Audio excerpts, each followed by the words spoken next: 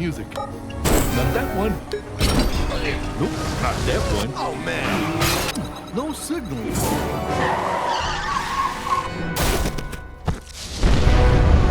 Oh, boy. Huh? Yes!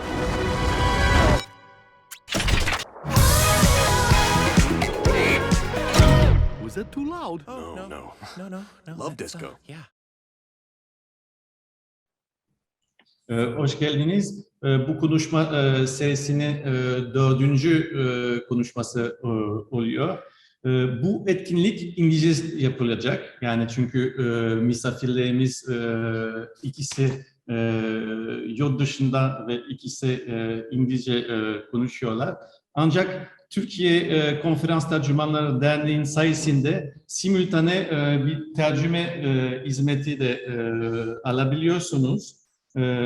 Bu işi de bize de sponsor olarak veriyorlar. Bunun için Zoom'da bulunan penceresinin aşağısında bulunan bir dünya şeklinde bir simge var. O simge üzerine tıklayıp eğer Türkçe dinlemek istiyorsanız bizim etkinliğimiz Türkçe olarak seçmeniz gerekiyor. Eğer İngilizce duymak istiyorsanız bizim etkinliğimiz bir şey yapmanız gerek yok. İngilizce o zaman devam edeceksiniz. Bütün o konuşma sırasında benim şahane Fransızca aksanlı İngilizceyi dinlemeye şansa kavuşacaksınız o şekilde. So, welcome to this talk of the 9th International Canlandıranlar Film Festival in Istanbul. I would like first to thank the member of the Turkish Association of Conference Interpreters and the candidate members and the students that they have organized for their voluntary translation today in this seminar, because this seminar is translated simultaneously in English for the people who prefer to listen to the activity in Turkish. So it's my great pleasure to welcome today Nurbanu Asena, which is the resident artist at the Adobe Augmented Reality program and a long-lasting friend of the Canlandıranlar movement and association. Probably she will say one or two words about this when she introduces herself. She's in England today, and Balthazar Auxietre, who is the creative director at Inner Space VR, a company which is specialized in creating VR experiences. And I think Balthazar is in Paris today. The followers of Canlandıranlar would remember Balthazar for the work he had presented in Istanbul a few years ago. It was called L'Apéry. I think it was one of the first production of Inner Space VR, but it was quite impressive work by the standards of the time.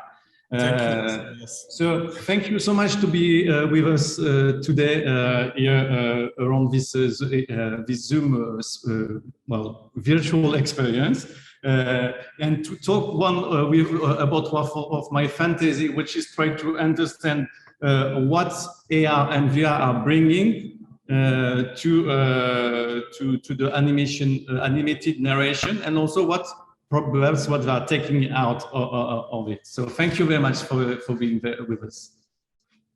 Cool. So, Yes.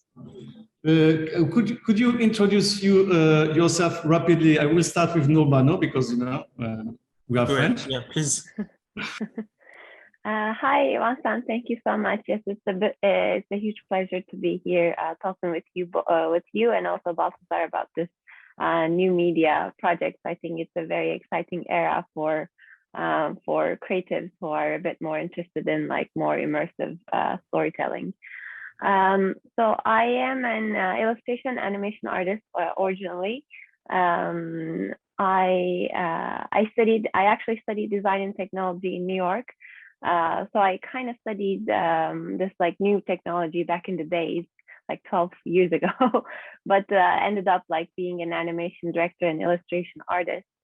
I worked both in US and Turkey, and now I've been in UK for a few years now. And I started to get interested in AR during COVID, actually, when I I was like following this like two artists who are like I'm a huge fan of. One of them is Christoph Niemann. He's an illustrator. He's a very well-known illustrator. And Camille Valala, she's actually an interior designer and a textile designer. But what she does is she paints facades of buildings and creates this like installations in cities that are like massive, like, you know, big in size and very colorful. And like, how does that relate to AR? I guess I kind of realized that I wanted to see my illustrations in real world. And the cheapest way to do that is actually, you know, creating them and then using a software and putting them in the space and thinking that they could actually be present there, you know. So for me, it was a very, it was quite of intuitive and a fun way to entertain myself that I started, and then get involved with Adobe because I found their program very interesting, and then they reach out to me offering to see if I'll be interested in their residency program, which was a lot of fun. So yeah, that's like a brief. Thank you so much, Balthazar. Yeah, you're muted. Mike. Okay, so I'm Balthazar. I'm today the creative director and co-founder of Inner Space VR. Briefly, because it's quite a long story how I came to VR and creating the studio, but trying to stay short. I'm coming more from a cinema background. I've made a few short movies and documentaries before starting to experiment with new media and video game software to try to make a different kind of narrative. I was really interested in how video games could engage user in the story, not specifically to do games, but to tell stories in a more engaging, interactive, and even in a more intimate way. And that led me to use VR even before Oculus reimagined what VR could be for the mainstream. So I started to play with VR headsets back in 2010-11. So I was it was at the end of my graduation. For my graduation project, I started to play with VR, and afterwards, as Oculus came and the whole industry started to emerge, I jumped on the opportunity to make bigger projects and started to expand my own experiments with a bigger team and created the Inner Space Studio. And with the Inner Space Studio, we did a bunch of VR projects. La Péri was the first really big project we did, which was released for the Vive headset, which came out in 2015-16. The studio was founded in 2014, and since then we have done games, experiences, and more linear works, but also like large installation, what is called free roam, when you can really move around with the headset. So all sorts of VR creations, from more experimental linear work to games that are released on Steam and can be played on the Quest headset. Great, thank you very much, Nurbanu. In fact, you came from 2D animation, like you were saying. Nurbanu has a very nice documentary animation films, for example. Do you think that one day you will abandon the normal film making process to go only to augmented reality, or is it only a new field of experimentation for you? Yeah, that's an interesting question. I don't know, because now that I've been into AR, it kind of opened up a new world for me. So now I feel like I can think more than just like a 2D narrative based environment. So I had all these like new ideas where you can actually do storytelling, but like with AR, let's say you're in a street, and then you get to experience the street through you get to experience a narrative in a street with an AR medium, so it's similar to, I think, VR perhaps. But if I abandon the usual like time-based narrative media, I don't know, because now film festivals are also started to fund a lot of like interactive projects, and it seems like film industry is kind of like going that way. So maybe one day we all might need to abandon it. I don't know. It's really hard to say anything, What do you think, Balthazar? I don't know. Yeah, it's an interesting question. I think it's at least from my point of view, it's I mean, the cinema is still a really important inspiration in terms of the depth of writing. You can have the depth in terms of artistic control. And I am just using cinema as an example, but it's the same with literature and comic books. With interactive media, the approach is really different, and you have to put yourself in the shoes of the user. So the mindset is so different that for me it's a completely different medium and language. And VR has its specific sets of rules and how to tell a story, which are still being discovered. So I think personally, I'm really still excited about the future of cinema. And I'm not sure I will come back to film, because I'm really into VR and I love this medium, and I have a lot of stuff to explore.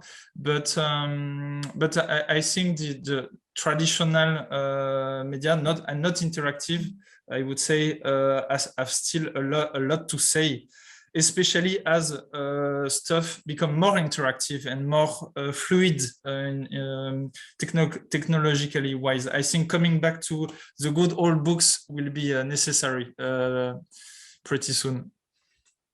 So I want to come to the main point of all what makes excite all of us is to tell stories, in fact, because I think it's what we are all about. And I think human beings are made up of stories. How do you choose your stories when you want to create for AR and VR? How do you imagine them, and how the process is different from classical film, because you have both experienced the classical linear world? So I start with Nurbanu. Yeah. Also, I wanted to comment on Balthazar's like previous comments. Yeah, it's totally true that in AR and VR you kind of lose the creator's point of view. So in cinema, you present things at a certain way and you're the director, whereas in AR and VR, I think the user becomes the director and they just kind of experience the world you created or the story the way they want. And yes, it's very true. I think for that sake, I think the actual cinema will stay because it has a lot more things to teach to, I think, the immersive storytellers. But so for me, it's actually quite different. Like my stories are usually my narrative time, like 2D stories are mostly around like my emotions and I guess like questions on my head and how I would like search for answers for some kind of, you know, conflicts, I would say. Whereas I think with AR, it was much more playful and intuitive for me. So what I created could be not really related to my inner world, but it's kind of like how I kind of see it, things or graphics play around within a space. So for me, I didn't really, it was a very different process for me. And I really don't know, like if I were to do a narrative-based project in future in AR, if that would be something a bit more emotional and personal, or would that be something that's more related to, let's say, like a location-based story. But I find that it's, for me, it was a very different kind of approach. I think AR was a bit more intuitive, you know, like if I were to imagine a big seashell over there, I just wanted to put it there. But it wasn't about like my personal experience or, you know, how I felt, sort of. Yeah. Thank you. Balthazar, how do you It's difficult to say because, you know, sometimes inspiration come and go, and it's not really easy to pinpoint where things start. The only thing I can say is now I've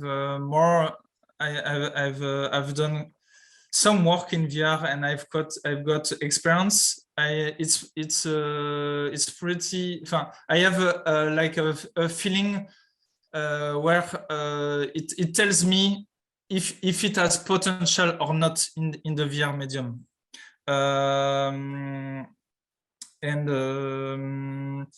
And sometimes an idea could be really great, but doesn't fit the VR language. And sometimes there is something there that has potential, and you need to dig into it to see where it can bring you. But sometimes it's I would say often it's not a story idea.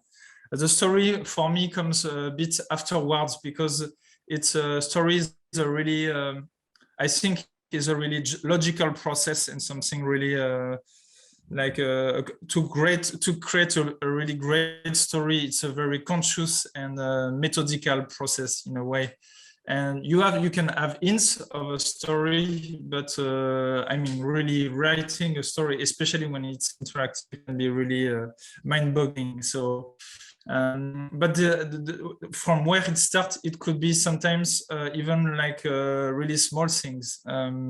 For example, in La Péri, the example you shared earlier, there was a story existing. We based the experience on, but it came from a simple need to being closer to a dancer, something that you cannot do in a theater because the dancer on their stage. Is the need of being to feel almost the body of the dancer and being close and being able to feel that energy that drew me to the story of La Péri and this narrative. So sometimes it can come from a really simple emotion, but I have the feeling that if you know the medium, you know if it has potential in VR or in AR or in something else. That's how I see it. Yeah, I had the chance to participate. I say participate because it's really, as we are talking about experiences in VR and AR. I think it's what's like that. I was to see and to experience the selection of the work which were presented in VR in Venice. It was because it was presented in Istanbul 1 month ago, something like that. So I had the chance to see quite a lot of different works. Still, I think that the works have seen were still very much influenced and directed by some technical considerations, or some more led by techniques and experiences in our own techniques rather than trying to explore really stories. So I don't know if you share this idea, but I would like to know if sometimes you are if you think that the technology is sometimes frustrating, or contrary, you think it's really liberative. We start with Balthazar, and after that, I will go to Nurbanu. Definitely not liberative, at least in the VR. But I think paradoxically, the constraints, as in all creative things, constraints can be quite exciting and a good way to focus. So I think, I would not use the word liberating for sure, but I don't think they're completely frustrating. I think there are frustrating things, and especially when you come from other fields like cinema, and you've done cinema for many years, or maybe like I would say standard CG animation, like rendered. Moving to real time in VR can be quite stretch and with a lot of technical constraints, and maybe can create more obtuse work that feel limited or too much on the technological focus. But I think it's normal when a technology is new, we are still grasping its potential. What is the best way to use it? Where are its weaknesses and where are its strengths? I feel now less constrained as I know more the medium, even for really limited platforms like Quest, which has to be really optimized for the work to run. For me, it's like you work on a different kind of canvas, but when you know your material, you know what to paint, what kind of painting you can do with. So yeah. I agree with you, but I don't think it's an absolute limit in a way. Yeah, I think also like with Aero's residency, that program is quite new. So I think they started this residency so that they understand what the creator wants and how they can develop the application better and make it a bit more like simpler and understand like how creatives would use it. So while I was doing their residency, yes, it was short on a lot of things that I wanted to do. But as Balthazar said, that kind of like you'll understand your limits and then you kind of start to build around them. And then what was nice was also the technical people would listen to our frustrations and then kind of develop the product to become a better version of it. So that was really nice. I like once I left it, I think that was their final program. They implemented a lot of feedback that we give in. So now it's like a much smoother running program, but in terms of like other mediums, I think I'm still quite new. But to answer this question, yeah. So can you tell me in your field, who are the people or initiatives or that inspires you today, and what are followers and people which will watch this video on YouTube later and are interested in this field, who should they follow, look at? I start with Nurbanu. Okay. So for me, I mean, there are a few artists that I really like from Aero's previous residence. One of them is Supernova Design.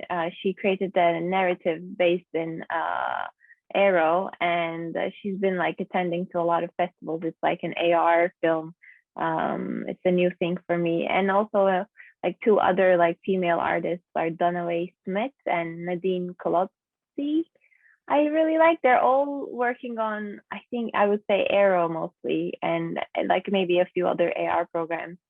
And they're all female. I realized that there's a lot of females working in AR that I adore. Usually it's a mix, you know. Usually I really like men artists too, but I don't know, maybe this like new medium, I think, I don't know, women try to adapt it a bit faster. I don't know. Perhaps we can say that AR is from Venus and VR from Mars or something like that. No? Yeah, maybe. No, I don't hope so. I don't hope so. There are many women in VR too, directors, and yeah, it's a pretty I would say balanced industry. I feel. Less on the technical side, unfortunately. There are less female developers or engineers, but that I hope that will evolve soon. Yeah, on my end, there are not honestly a lot of things on top of my head I could say in the VR world that are really inspiring, because I think there's more to come, but right now it's a bit early. I don't have really role models. As I said, I'm more inspired by other media in terms of artistic like inspiration. There's maybe one studio that I really like their work, and I think they're really pioneering in terms of pushing the medium forward. They're called Tender Claws. They have done a bunch of works, including AR stuff. I'm not really sure where they are based. I think they are in the US. But they have done quite amazing works where they mix theater, live theater, and VR, and you can be part of like a virtual experience with real actors, but as avatars and other people experiencing like you like an immersive theater, but in the VR. And I think it's really interesting what they are doing in this field. What are their names? Can you say that again? Tender Claws. Maybe I can put the name in the in the chat. That would be great. Tender Claws. I don't know. Yeah, I will take I will take the names, and we'll put on the YouTube videos. We will put the necessary references. Yeah, I will put the name here in the chat. Okay, great. And so, Balthazar, if you are not so much inspired by your own word, VR word, who are the authors that you would like, what are inspiring you in the other fields, and to which you will say, I would like to have my productions look like these ones? It's difficult to say. I don't see this that way. I think we have to think. I mean, I'm personally inspired by other artists and media, but I'm not trying to adapt them in my thinking to VR. It's more inspiration. It's more like broad inspiration that enrich me as a person, as an artist, and then I digest this to do VR stuff. And maybe if the VR creators were more inspired by something more broad than just what's happening in VR or in video games, they would create more innovative work. I don't know. It's difficult to say. But yeah, my dream would be maybe Shakespeare doing VR stuff like that. Great. Same question for you. But we have to make him come back to life, which is a different topic. We have to invent a technology to make Shakespeare spawn back to us. I'm afraid it will come too.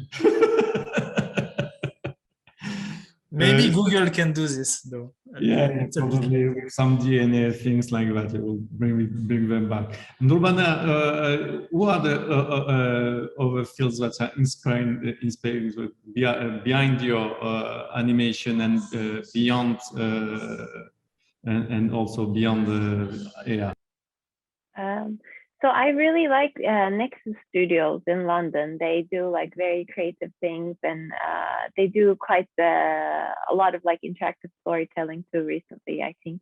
They're very cute. But other than that, yeah, I think as Balthazar said, it's very exciting when it's when VR kind of or AR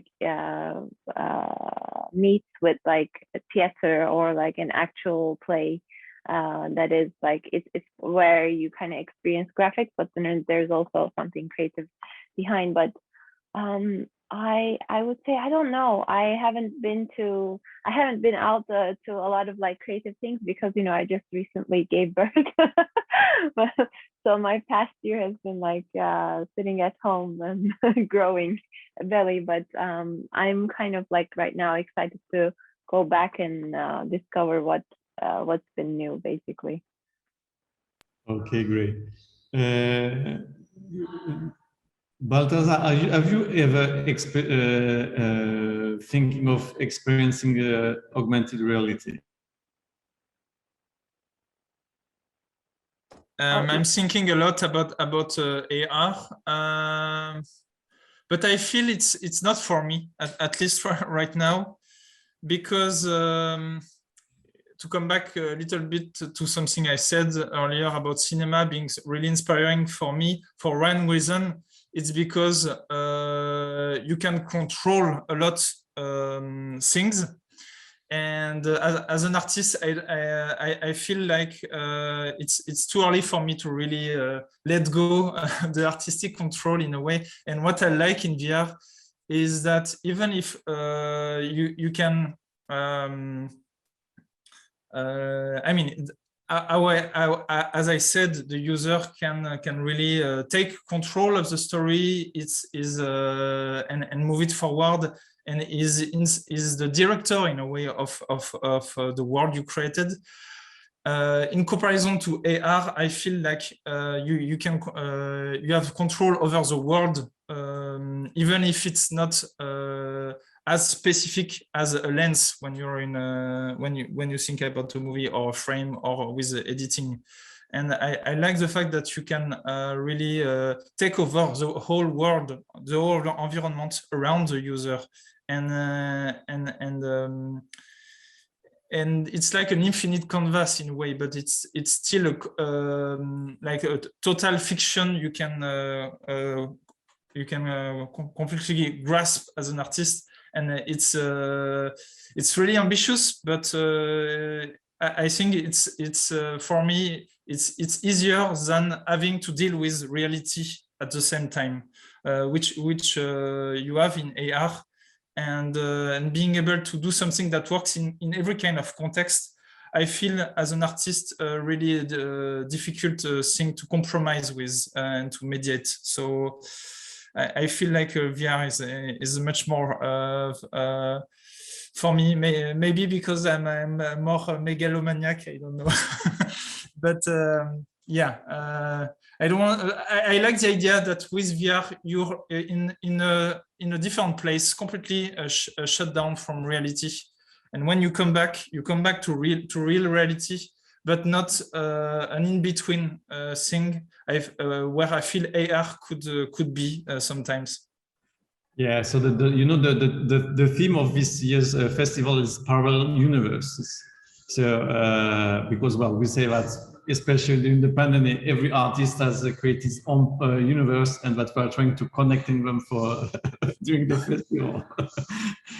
So Nurbanu, same question to you. VR, did it ever click in your head? And after what Balthazar said because I think what is proposed, the vision proposed, do you think, maybe should I try VR? Yeah, I mean, I don't want to say I won't ever, but I feel like, as Balthazar said, I kind of like that in between world, where there is this world and then I bring something else on top of it. And it's a little bit of like a surreality that you can create, within the actual world. I actually like that. I actually like letting go of that like creative element and like let other people kind of experience it. And I kind of like the fact that, there's this world, but then once you start to add graphics or your story into it, it kind of becomes a bit more different. It kind of like you open up a portal, but it's not totally like you're not surrounded by a new world, but it just opens up this like portal between this world and the other world, sort of. So I kind of like that in between feeling of it. Actually, that's what excites me.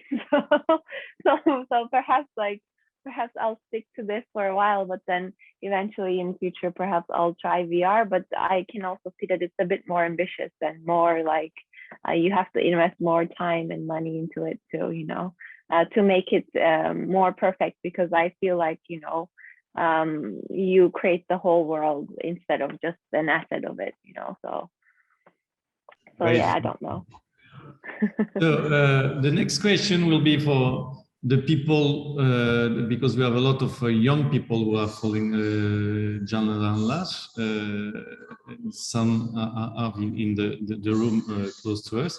I would just like to know what you propose for people. What should be the first steps that the young artists or would-be real directors should take to enter VR and AR. I will start with Balthazar.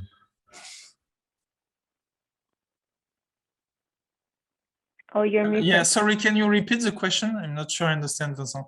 Yeah, what would be the first steps that you recommend someone who has just experimented new, classic storytelling in films and animation, who would like to make its first steps in VR? What should be the first step she or he should take? Yeah. I would say try to watch as many different experiences you can, because even if today, right now, there is no standard, there is no like really master work. You can see. I think there are really many different proposals, and with lots of interesting to do, but also lots of interesting not to do. So to learn, it's always great to start by watching how others do, and you have a lot of interesting things happening in the animation world in VR. You have studios that are doing only animation stuff, like Baobab in the US, who are doing linear works. But you have other studios in the UK also. I think there are a lot of interesting things. In the video game like industry in VR, you also have a lot of interesting interaction wise to learn, because for me VR is fundamentally an interactive medium, and it's important to understand how it works to think about what you can do in a VR experience, even if it's more narrative driven. But something more concrete, I would also suggest to you, because there is a software called Quill that is quite well known now for animation buffs, because you can even do like stuff for 2D with this software, but you work in VR. And it's really, really intuitive, because you can like manipulate things like a model. You can do frame-by-frame animation. It's a really, really powerful tool to do any kind of animation, especially VR stuff, because it's a VR tool, but also other like more traditional screen animation. So yeah, go look for Quill artists, Quill experiences, and try the software itself. I think it's a really interesting tool to try to doodle a bit with what you can do in VR. Okay, so spend time on Steam to watch, to experience new things, and go and learn Quill. Nurbanu? So for me, it was quite an intuitive thing, but I would say by, AR is like augmented reality, and it's not about just putting a graphic in an environment and just like taking a shot of it. I think what makes things unique, or what makes AR unique, is like thinking of why you're putting a graphic in there, So everything, so I think what makes AR unique is like, it's like thinking behind this, like why, and what you wanted to tell with your graphic, or like, so it again comes back to the basics of animation, like why are you doing things, or like a creative person. So once you start to think of that, and once you start to experience with like easy programs, I think Aero is one of them. It's a very easy program to start like learning things. Then you can start like making things a bit more interesting, and I would also say like try to do things, try to like create things quite often, so that just like sketch things out and like keep like creating, and that's like the best way to kind of learn things, and also meet opportunities too. Okay, great. And I would like to finish this session with the most difficult part for you, because I will ask Balthazar to ask a question to Nurbanu, and to Nurbanu to ask a question to Balthazar.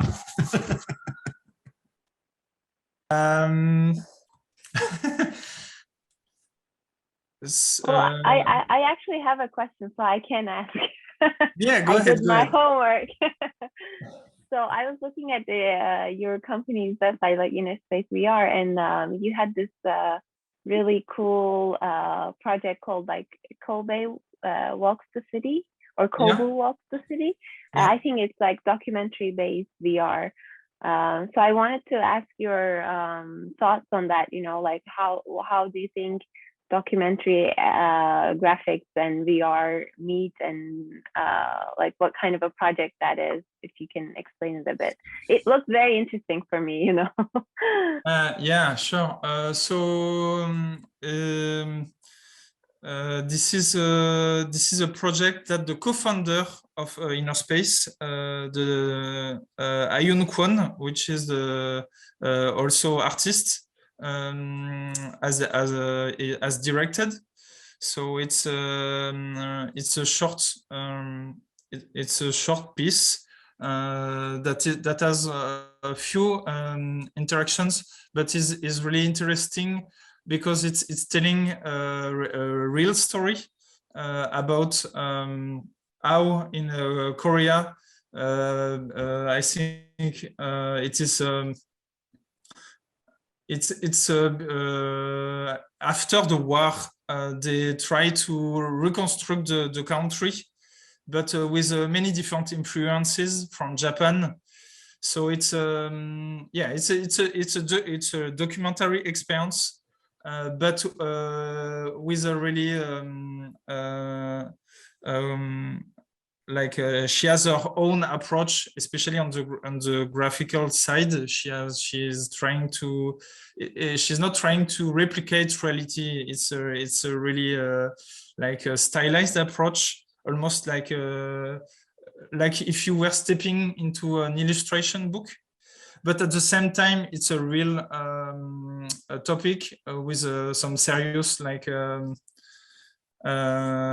stakes, and she's also speaking about our country and her story, as she's a South Korean. She would speak better than me about the project, but yeah, it's I would say she's as into VR as me, but she has more of a documentarian background, so she represents other kind of work in the studio than the one I do, that are maybe more I would say more fictional and more more also more interactive, more on the inspired by also cinema and games rather than the documentary. But yeah, it's Ayun's work, and I'm really proud of what she's doing. It's really interesting and different, and I think innovative in a different way. Yeah, and actually, it's a good way for me to bounce back. Would you be on your end interested to like try to do more serious documentary work, or maybe try to have a kind of a political message or something really a more serious topic in your work that could be addressed? Yeah, I if think you haven't done it already, yeah, I think I was all my or not all my films, but my recent film Meeting was a bit more serious. You know, it was about bringing two different families together over a dinner table. Well, two opposite families with different views on like religion and, you know, life and social life and everything in Turkey. I brought them over a dinner table to talk to them about life. But I feel like now I don't know, now that I became a mom, I guess now my world kind of changed a bit, and I kind of want to stay light for a while. It doesn't mean that I wouldn't do it in future, but probably for the near future, I would like to do things that are a bit more lighter. And then maybe after that, I can go back to being a bit more like advocate of things. Yeah, actually, maybe there is a message, a political message of doing really light work in a way. Yeah, maybe. And yeah, this time it could be about like gender issues and, you know, like the roles of like female and male, and how life gets complicated once you become a family. So thank you so much, both of you, for participating today and sharing your views. I hope that I enjoyed a lot listening to you and grabbing inspiration for you. I hope it will be the same for people. Hopefully, we will have the chance to meet in real. We've tried to invite twice Balthazar to Istanbul, but each time it couldn't say well. So yeah. The first time it was some kind of terrorism things. Now it's kind of pandemic. It's a different threat, but yeah, I will come. I promise. That's all. I will come. Okay, so and Nurbanu, she started also with us in Canlandıranlar. I hope to see her and her babies soon in Istanbul. Thank you so much for spending this time for us. Thank you so much for the translation work done by volunteer translators in parallel. And see you soon, I hope. Thank you, Vincent. Yeah. Bye-bye. Yeah. Bye-bye. Thank you, Vincent. Bye. Bye. Bye, Balthazar. Thank you. Really nice to meet you, Nurbanu. Yeah, nice to meet you too. Ciao.